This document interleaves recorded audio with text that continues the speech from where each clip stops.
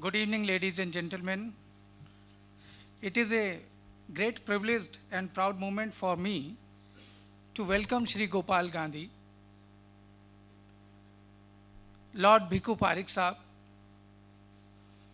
Mr. Krishnan Srinivasan, former Foreign Secretary, distinguished guest here today. The Nehru Center, as a cultural wing of the High Commission of India, has organized a lecture today entitled Atonement, Politics, Perspectives from Mahatma Gandhi by Shri Gopal Krishna Gandhi ji.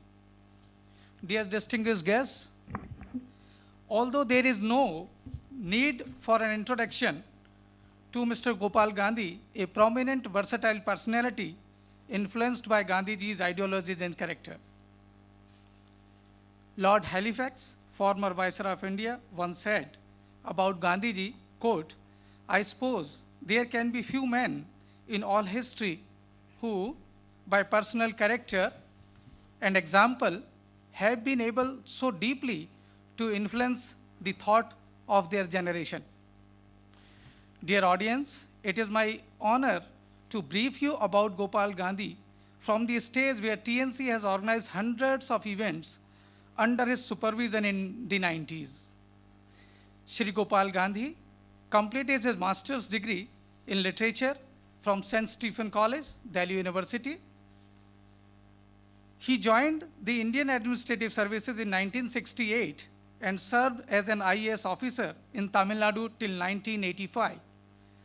He served as the Secretary to the Vice President of India from 1985 to 1987, and as a Joint Secretary to the President of India from 1987 to 1992. In 1992, he took voluntary retirement from the IAS and became the Minister of Culture in the High Commission of India, UK, and the Director of the Nehru Centre, London. In 1996, he was appointed as High Commissioner of India in South Africa. The following year, he took up the post of Secretary to the President of India. The year 2000 saw him to be appointed as the High Commissioner of Sri Lanka, High Commissioner of India in Sri Lanka. In 2002, he became the Ambassador of India in Iceland and Norway. On 14 December 2004, he took over as the Governor of West Bengal. In 2006, he took up the additional charge as the Governor of Bihar. He has also authored a play and a novel. Shri Gopal Krishna Gandhi and his wife Tara Gandhi have 2 daughters. Dear audience, may I request you please give a round of applause in his honor.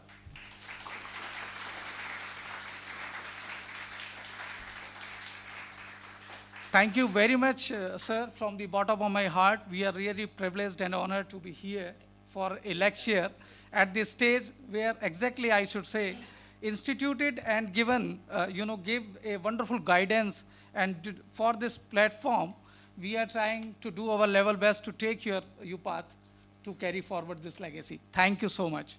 May I now request Shri Gopal Krishna Gandhi ji to please address the gathering through it all. Okay, I really would like to request Lord Parikh if you could deliver a few words and guide for your guidance. Thank you so much. Thank you. Lord Bhikkhu Parikh sir.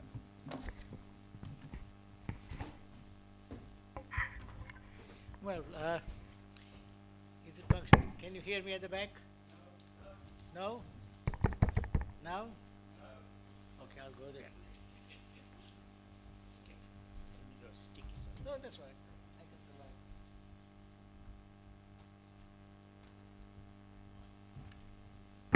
I'm all right, thank you. Well, first of all, thank the current acting director of the Nehru Center for co-sponsoring this event along with the Gandhi Foundation. On behalf of Gandhi Foundation, of which Lord Richard Attenborough used to be the life president, and whose trustees, some of them are here, I warmly welcome Professor Gopal Krishna Gandhi. The director has already said a few things about him, but I want to say one or two things which I think are particularly important. The record, there are people in whose case the record of their achievements doesn't sum them up. The records look like trivia. In his case, he has not only been an IAS officer occupying all these government capacities, but there are two or three other things which are just as important. First, he has been a distinguished academic, visiting fellows at lots of places, and also occupying important teaching positions at various places, which is why I call him Professor Gandhi, because he is currently Professor of Indian History at Ashoka University, one of our most distinguished private universities. The other thing I think he has done, and which should be emphasized just as much as his administrative achievements, is he has translated, this is absolutely remarkable, the number of languages that he can speak and read. He has translated Vikram Seth Spoke, A Suitable Boy, into Hindi. Now you can't do that. Those who have read the book would know how difficult it is and how idiomatic it is. And to be able to translate it into Hindi requires an equally good command of both languages. He has also translated, as if these two languages are not enough, Gopal Krishna Gandhi has also translated Tamil classic Thirukural from Tamil into English. Now, this I think is a remarkable thing for somebody to be at home in so many languages and to be able to translate classics of one language into another, which is the way in which you bond a country. The country is bonded by the way in which across language barriers people are able to talk to each other. So I'm particularly delighted to have Professor Gopal Krishna Gandhi with us. And I think in addition to the other things that have been said, I particularly want to emphasize him as the conscience of India. Public conscience of India. There have been many occasions where he felt, rightly or wrongly, that the government was acting wrongly, or that the country was taking a direction which was not entirely appropriate. He has raised his voice. That's very important. What is important is not whether your voice is correct or not, that's for others to decide. The important thing is to have the integrity and the courage to be able to raise your voice in moments of crisis and to alert the nation. The kind of description that Gandhiji had given of Rabindranath Tagore when he called him the sentinel, the public conscience of India. And I think Gopal Krishna Gandhi has been playing that role remarkably well. As a governor of West Bengal, I gather he used to go incognito to villages to find out what people thought about the government. So somebody whose heart is committed to India, whose head is able to see the limitations and strengths of India, that is an individual whom I am particularly pleased to welcome. So Gopal, on behalf of Gandhi Foundation, I welcome you once again and invite you to address this distinguished gathering. Thank you.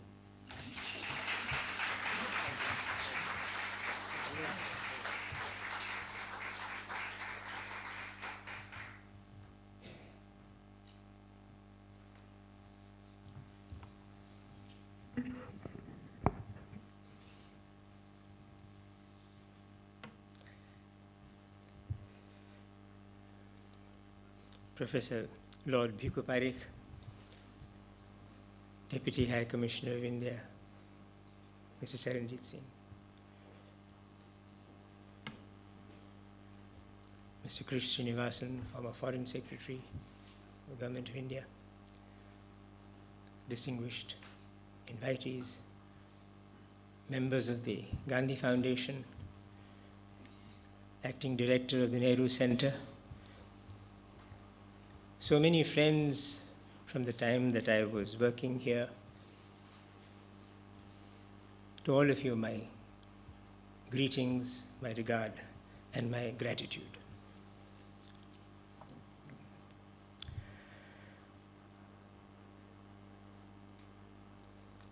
Short-horn cattle, it is said, are highly effective in bestowing their characteristics on their progeny. Put simply, this means the young of short-horned cattle will turn out to be short-horned cattle. But high-minded human beings are highly ineffective in bestowing their characteristics on their progeny. Put simply, this means that the descendants of the high-minded will turn up with minds of very opposite height. And so anyone speaking about a great ancestor has to be just about as impressive as an earthworm speaking about the earth.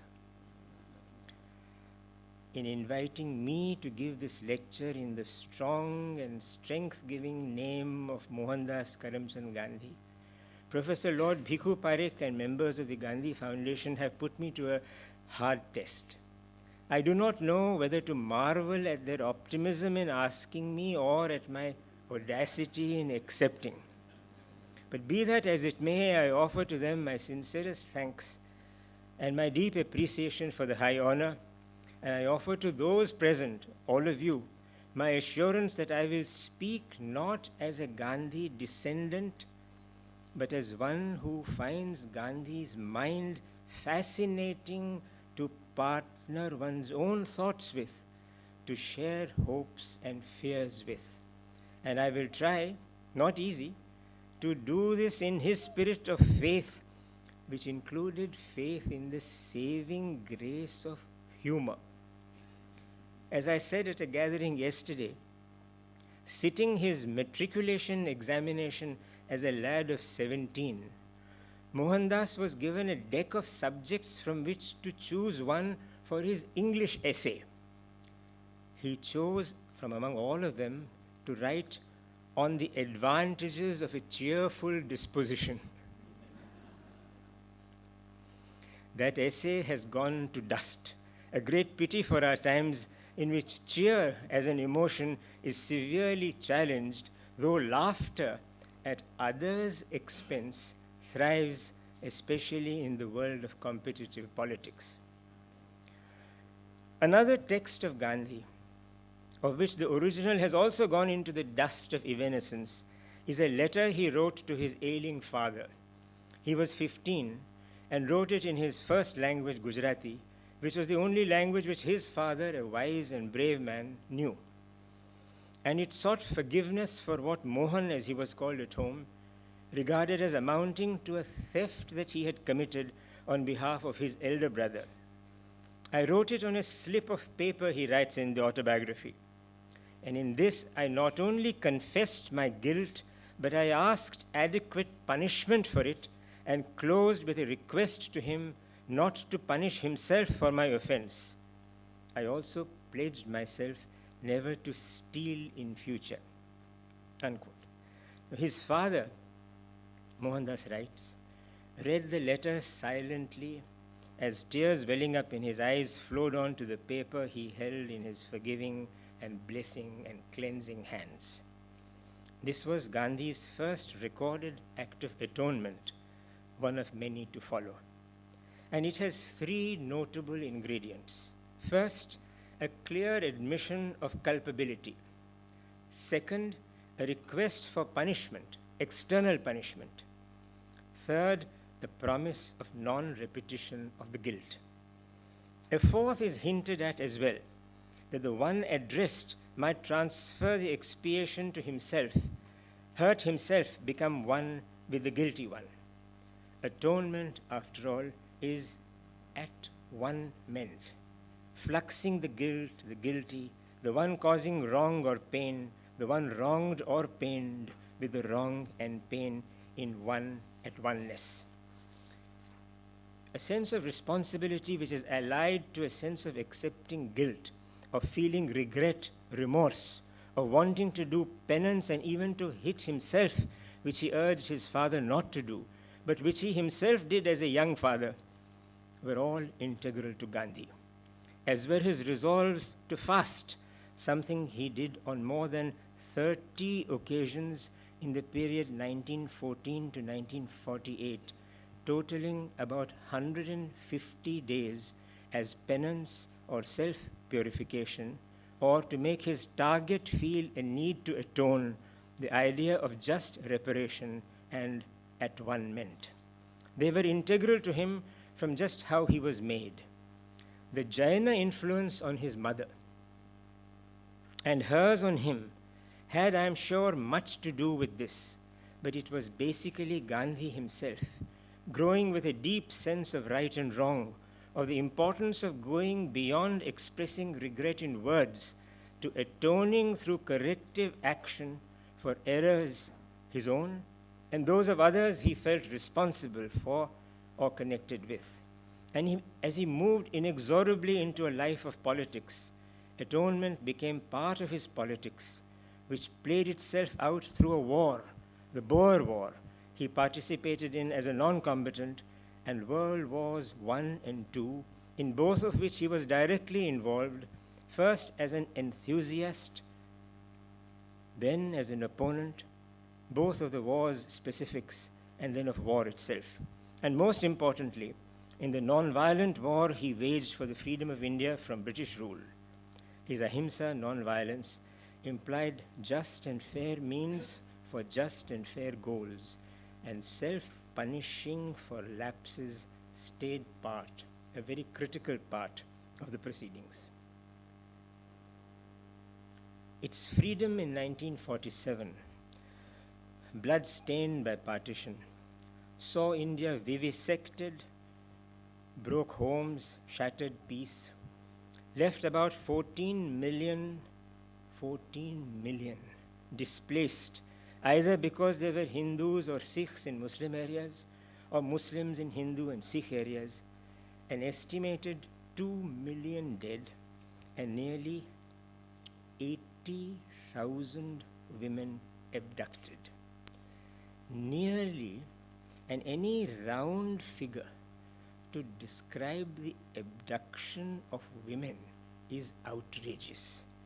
Each abduction has to be, and was in that grim theater, an epic tragedy. How India and Pakistan have lived with and are living with that guilt on their consciousness passes understanding.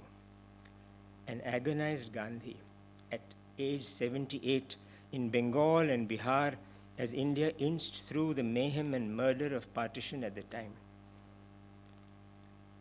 "Kill me," he said, "kill me," to a mob that came to his dwelling in Calcutta looking for the outgoing premier Shuravardi.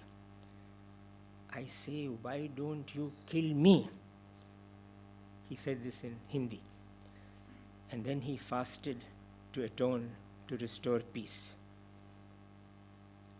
He had just about achieved peace, to Governor General Lord Mountbatten's astonished appreciation, when another crisis, for him an existential one, arose in Delhi.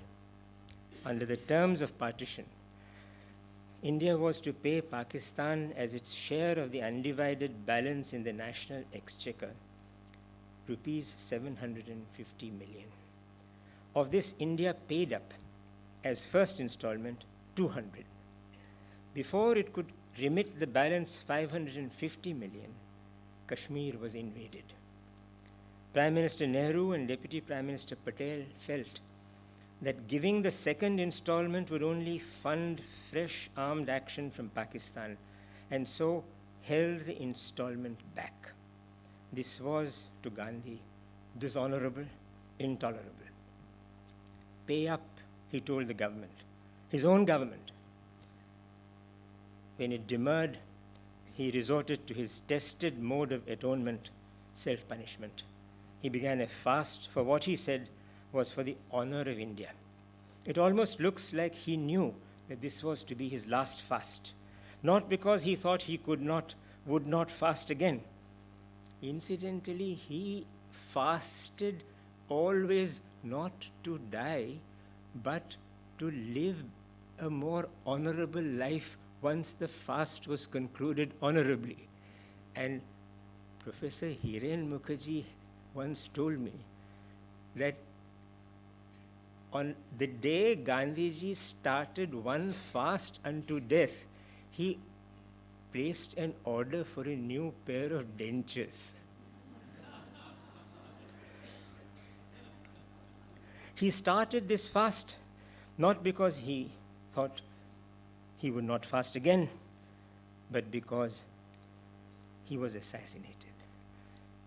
The payment of 55 million to Pakistan being pointedly cited by his assassin as a motivating trigger. 55 crores. Those 3 bullets sounded like an encore to the ballistics of World War II. Now, so much has happened, so much of it so violent across the globe in recent times, that even World War II has receded from active political memory. The restrictions and reparations it called for are now the subject of historians' study, not general active interest. But we are still living under the shadow of that war and its long aftershock, the Cold War.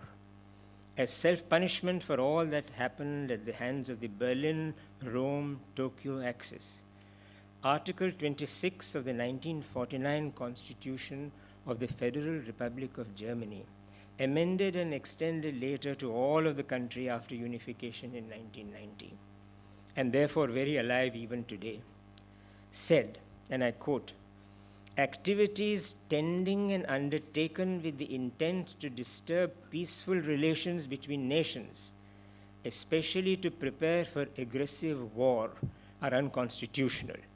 They shall be made a punishable offense," unquote.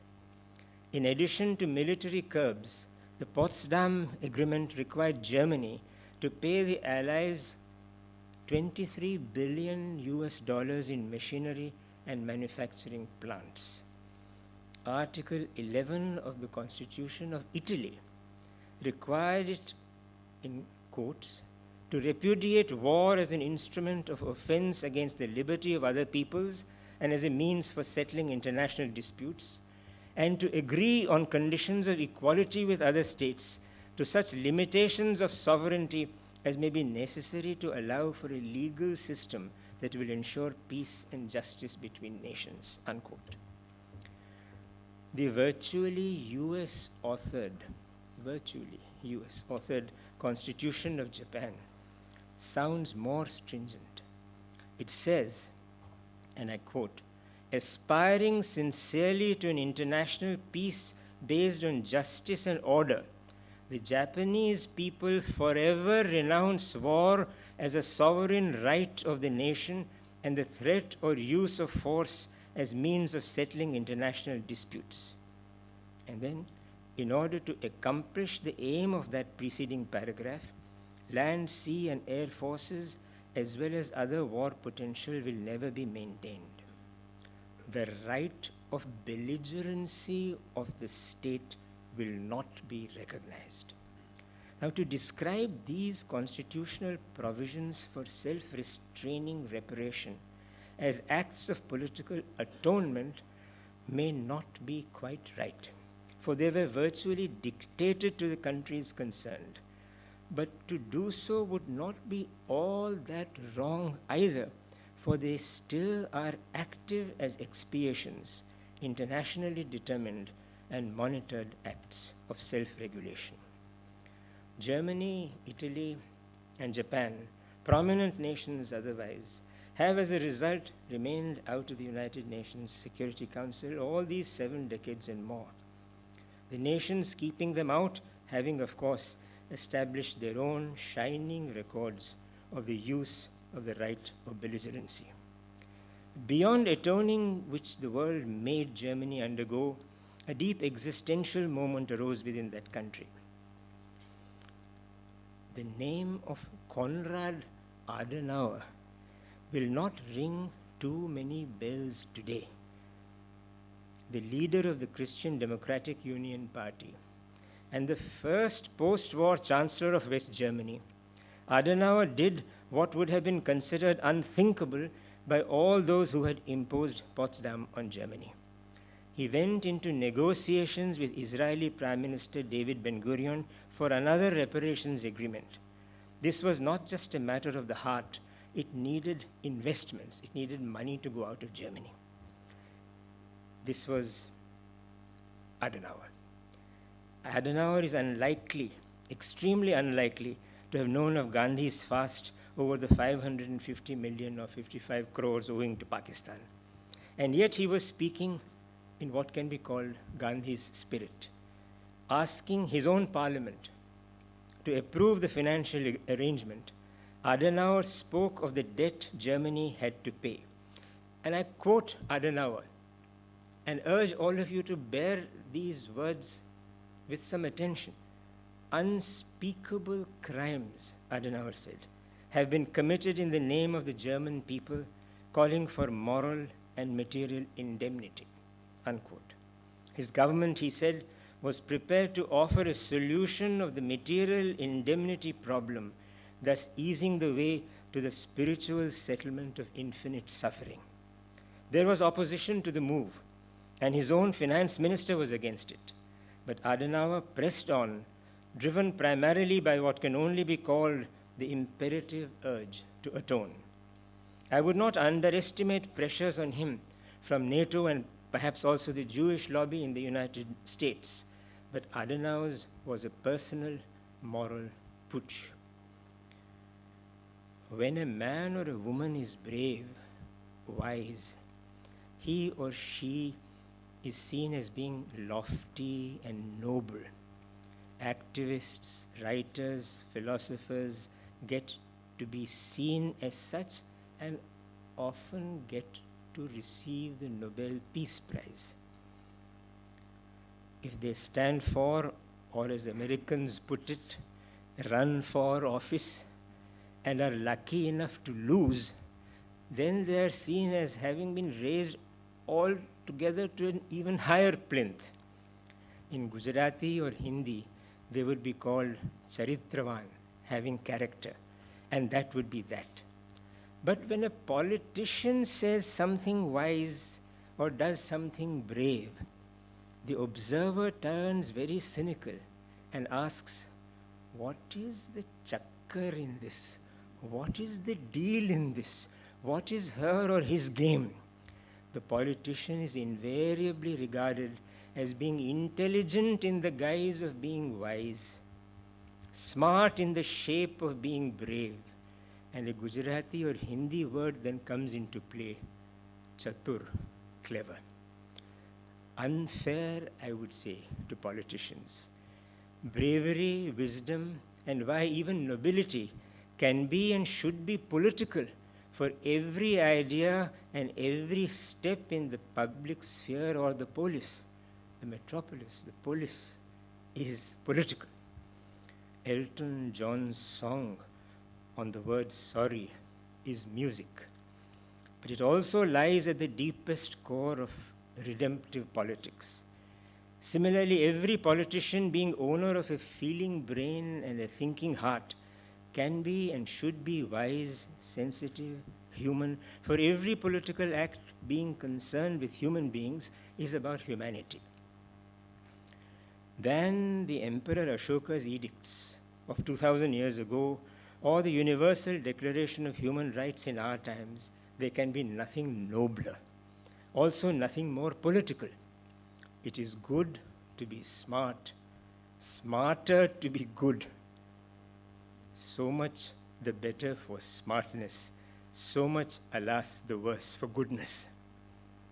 That Adenauer was no freak of faith, but was made of politics wisdoms, is borne out by subsequent events. On December 7, 1970, there took place an event that belongs not to legend, not to lore, but to the history of pain, remorse, and atonement. The then German Chancellor Willy Brandt was in Moscow, and then in Warsaw, Poland, then part of the Eastern Bloc, and visited the monument there to the Warsaw Ghetto Uprising.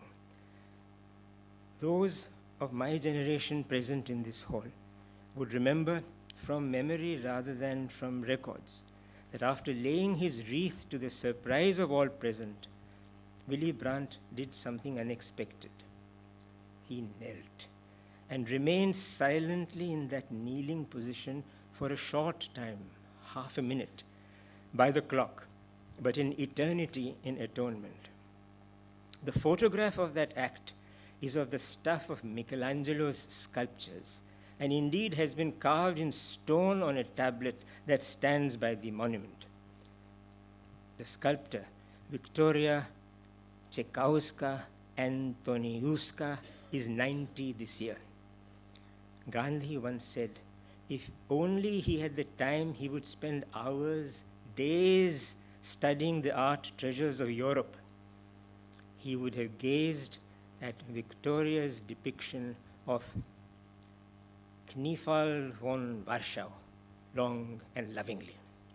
But it is important to know that Brandt's gesture was not about that physical gesture alone. He signed on that visit the politically vital Treaty of Warsaw between Germany and Poland, guaranteeing German acceptance of the new borders of Poland and easing tension between West and East during the Cold War. Equally important is the fact that his kneeling and the treaty were not immediately accepted back home in Germany. Only a narrow majority of the people of Germany backed him, and as with Adenauer, there was opposition within Brandt's own party. Newspapers reported at the time that 48% of all West Germans thought that the kneeling was excessive. 41% said it was appropriate, and 11%, bless them, had no opinion. It was only later, in April 1972, that Brandt, after winning a vote of confidence in Parliament by only 2 votes, that he went on to win in the next elections in late 1972. German Chancellor Angela Merkel recalled during a visit to Japan in 2015 a 1985 speech by the then West German President Weizsäcker, who called Germany's wartime defeat, his own country's defeat, a day of liberation. And speaking for herself, Chancellor Merkel said, and I quote her, "We Germans will never forget the hand of reconciliation that was extended to us after all the suffering that our country had brought to Europe and the world." Another name that would ring few, if any, bells today is that of Nobusuke Kishi, a wartime accused, mind you, but also a post-war leader, twice Prime Minister of Japan, and maternal grandfather of the present Prime Minister, Abe Shinzo. Japan's war crimes in China, Burma, Indonesia are not in need of any repetition. The Nanjing Massacre is part of the darkest history of inhumanity, not forgotten. But we do not remember, or at any rate do not remember, the enormity of the fact that the United States was in occupation of Japan until as long or late as 1952, withdrawing only after Tokyo signed the San Francisco Peace Treaty and accepted the verdict of the Tokyo trials. On December 22, 1948, Tojo and 6 other Japanese leaders were hanged, while the sentences of the remaining 18 were commuted to imprisonment lasting over 400 days.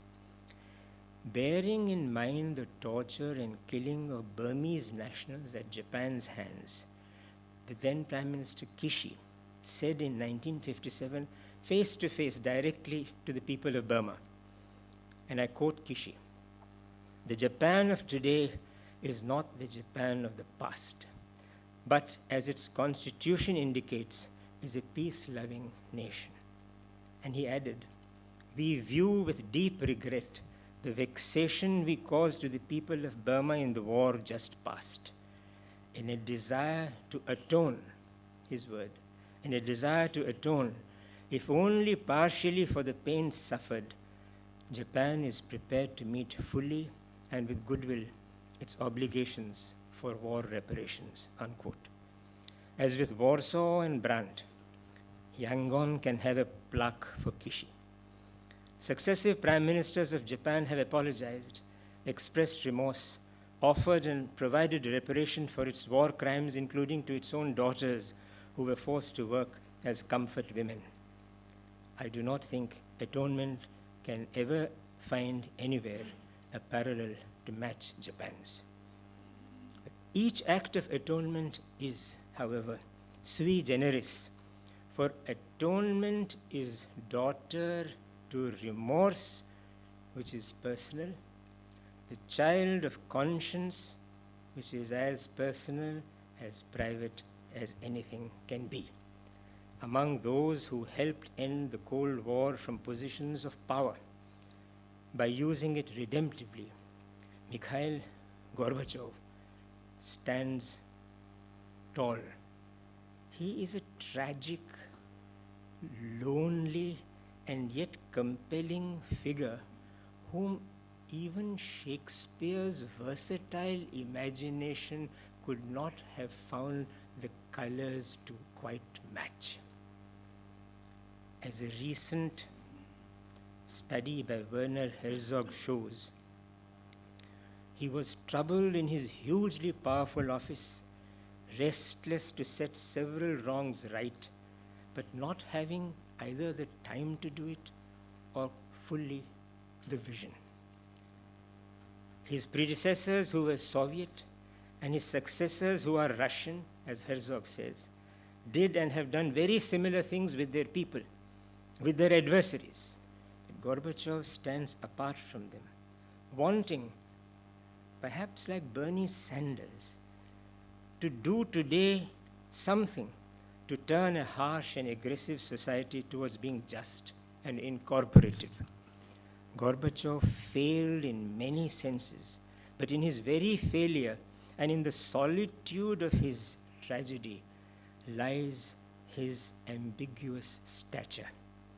His form of atonement has been giving up without fuss power, vast power, or what Sanskrit would call an ahuti, a sacrificial offering to humanity. This age of ours, which links the world's great powers, the USA, Great Britain, Russia, France, China, the two countries that emerged in a great but painful birth on the same day, India and Pakistan, as also North Korea, and very likely Israel, in one great capability that I do not have to name, can well be said to have begun on July 14, 1945. That was the date on which, at what is now famous as the Trinity test site in New Mexico, the world's first atomic bomb was detonated. Present in the control bunker, with the head of the bomb's laboratory at Los Alamos, the father of the atom bomb, J. Robert Oppenheimer, was Brigadier General Thomas Farrell of the US Army. He summarized Oppenheimer's reaction as follows. I quote Farrell, Dr. Oppenheimer, on whom rested a very heavy burden, grew tenser as the last seconds ticked off.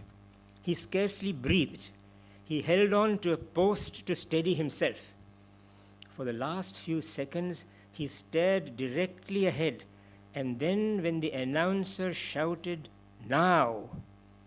and there came this tremendous burst of light, followed shortly thereafter by the deep growling roar of the explosion, Oppenheimer's face relaxed into an expression of tremendous relief.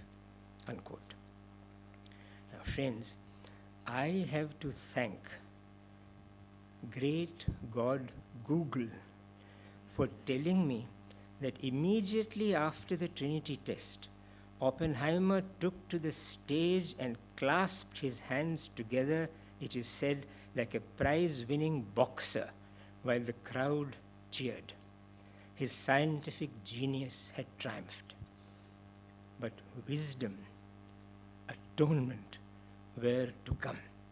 He later said, not at that time as is very often believed, but later, that he saw the great explosion and thought of two verses from the Bhagavad Gita, one that spoke of Divisurya Sahasrasya, the radiance of 1,000 suns bursting at once in the sky, and Kalosmi Loka Kshayakrit Pravriddho, I am become death, the destroyer of the worlds. This was in the nature of what may be called realization of what had become inevitable. Hiroshima happened on August 6 that year, Nagasaki 3 days later. Gandhi was stunned into silence. His mind was in a churn. Replying to questions from an Associated Press of India, Press of America journalist, Preston Grover, Gandhi said he preferred silence to speech at that moment and added, I must act if I can. Later he said, on learning of Hiroshima, in his words, I said to myself, unless now the world adopts nonviolence, it will spell certain suicide for mankind. When asked if the tests had exploded his faith in nonviolence, he said that such a faith was the only thing the atom bomb could not destroy. Now, about 10 days later, on August 17, now a deeply troubled Oppenheimer went to Washington and hand-delivered to Secretary of War Henry Stimson a letter expressing his revulsion and his wish to see nuclear weapons banned. In October 1945, he managed to get an appointment with President Harry S. Truman. You can just imagine a person without whom the bomb could never have been made had to wait to get an appointment from the political executive in whose hands he had placed the bomb. Such are the inversions of life. There are various versions of how that meeting went, but what is common in all is that during the meeting, Oppenheimer said he felt he had blood on his hands. One version says Truman was contemptuous, replying, never mind, and you won't believe this. Blood on your hands? It will all come out in the wash.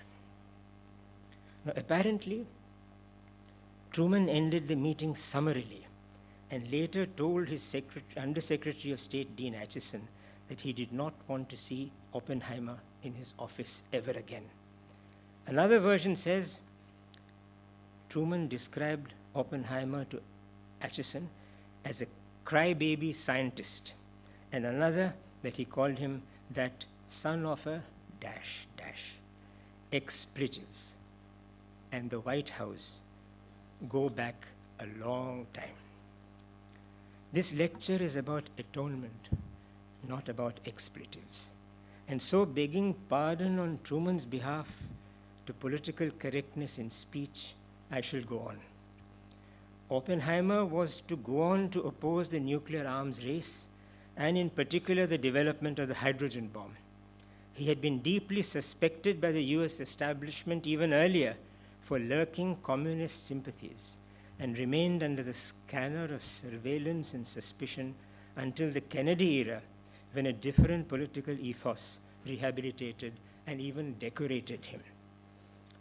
Less known are the role and reaction of Kenneth Bainbridge, director of Trinity's nuclear test. Immediately after the explosion, Bainbridge described it as a foul and awesome display, and in a comment notable for its spontaneity, said to Oppenheimer, now we are all sons of ... Explosions and expletives have more in common than their first 4 letters. This lecture, as I said, being about atonement and not expletives, I will once again go on undistracted by linguistics to what followed. Bainbridge became an outspoken proponent of civilian control of nuclear power and the abandonment of nuclear testing. In 1950, he was one of 12 prominent scientists who petitioned President Truman to declare that the United States would never be the first to use the hydrogen bomb. The genie, however, was out, and we know where we stand today. Cynics could ask, and one part of me is that cynic, where was Oppenheimer's feeling for human lives and Bainbridge's conscience when they were working in the Los Alamos lab? The truthful answer is that those faculties were asleep in Los Alamos. Something else was awake. In any case, the team comprised scientists, not Quakers, and that something within them trembled at all, even if after the test, as with Bainbridge and after Hiroshima, Nagasaki with Oppenheimer, is in itself remarkable. And if the research-driven work was scientific, the remorse-driven work afterwards was political in every sense, and in the highest sense of that term. Political in spirit, political in form, and political in its impact. Barack Obama is not Willy Brandt. And yet his visit as President of the United States to Hiroshima in 2016 matches Brandt's as German Chancellor to Warsaw in 70. There was no kneeling, but he spoke of a fall. 71 years ago, Obama started, invoking Lincoln's 40 years ago, and then said something that made Oppenheimer's Gita-esque imagery remarkable. Obama saying something that brought Oppenheimer's Gita imagery back. And I quote Obama, "On a bright, cloudless morning," says Obama, in Hiroshima, "death fell from the sky and the world was changed. A flash of light and a wall of fire destroyed a city and demonstrated that mankind possessed the means to destroy itself." We could say Obama has read and interiorized his Oppenheimer. The White House has had and can have reading men. I doubt, though, if the Emperor Ashoka's edicts have been Obama's favorite reading. Consider Ashoka's words in his major edict 13. He speaks of himself in the third person. When he had been consecrated 8 years,